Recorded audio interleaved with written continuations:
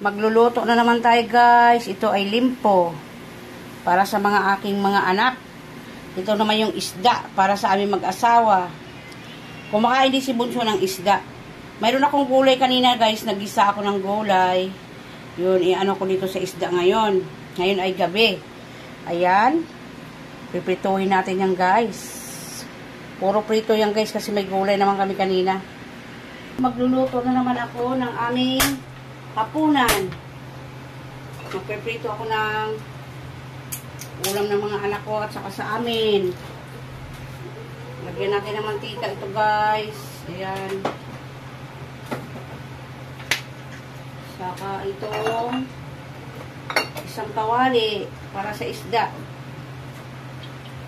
Ayan. Meron akong kaninang gulay.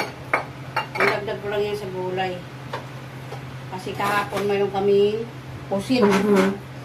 Kaya ngayon, magpiprito tayo guys ng isda. Marami yan guys para hanggang bukas na yan. Lagay na lang sa rep. Tapos itong limpo. Piprito natin yan guys. Unahin natin itong limpo. Tinimplahan ko to ng bawang, pamintang powder, patis, saka suka. Para mag-iba naman yung lasa.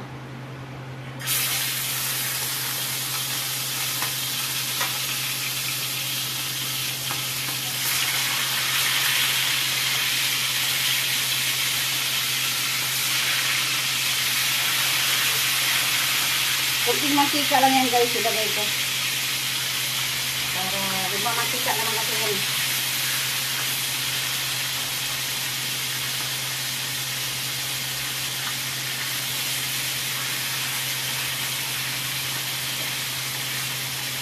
Ituwin ko na lahat yan para bukas initin na lang.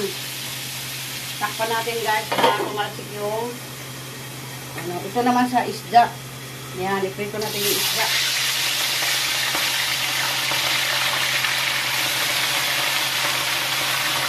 Asa-asa na itong isda na ito.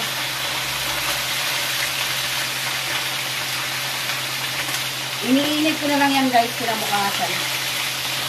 Para hindi siya masira kasi puno yung freezer ko eh.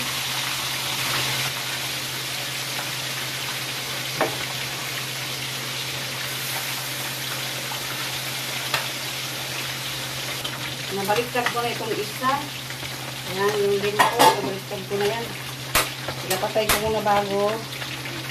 Ay. Itong isda. Balikan mo na rin. Ayan. Asa-asa yan guys. Yung isda. Ayan.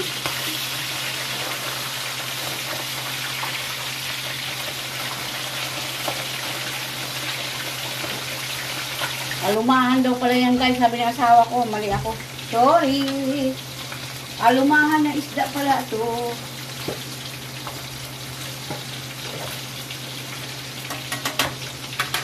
Ayan guys. Natanggal ko na itong ano. Yan. Yung aking pinirito. Matatapos na rin itong isda ko. Yan.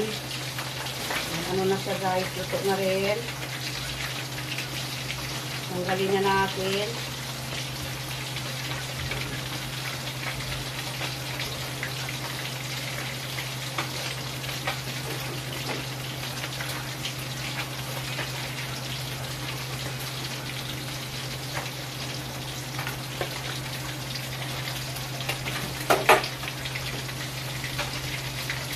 Ilagay natin ito ulit dito, pangalawang salang.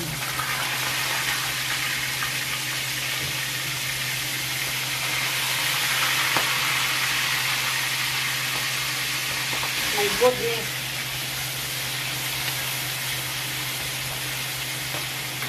Yan, niluto ko na lahat yan guys kasi masikip yung aking freezer.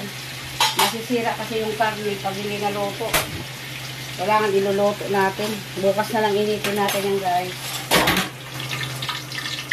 Nakakatakot kaya guys pag may taba ng baboy. Tapos biglang tatalsik. Ayan, luto na yung ating isda. Isunod na natin yung limpo. Maluluto na rin yung limpo. Yun na guys, palitan rin natin yung limpo ulit. Natatakot ako kung ano. Ay! Yan na, tumatalsik. Diyos ko dahi. Sakit pa naman sa balat pag tinalsikan ka nito. Yan, takpan natin ulit guys. Buksan natin to. Nakakatakot yung ano eh. Yung limpo. Yan guys, maluluto na yan oh. Tanggalin na natin. Natakot ako, pumuputok. May taba kasi guys na katakot. Baliktarin natin yan guys. Tapos na maluto yan. Isang baliktad na lang. Ay!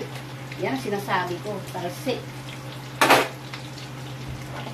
Takpan natin ulit yan guys. Tapos buksan natin. Yan guys. Luto na yung aking lempo.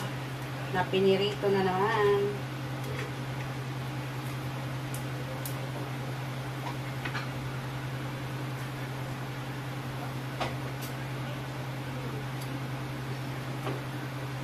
Ayan.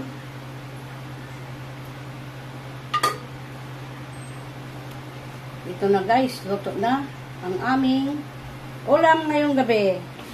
Dalawang ulam yan guys. Ayan. Pritong isda, tsaka limpo.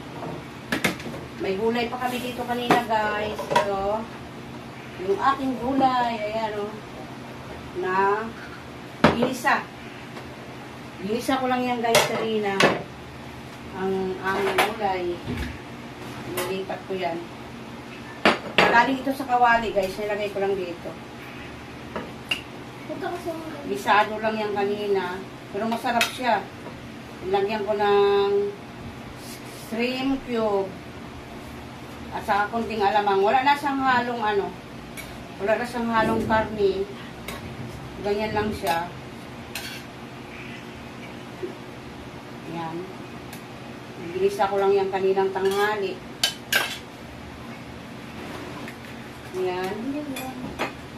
Mainit yung pang, ano, hawakan. Yan. Lempo. Ito ang aming ulam ngayong gabi.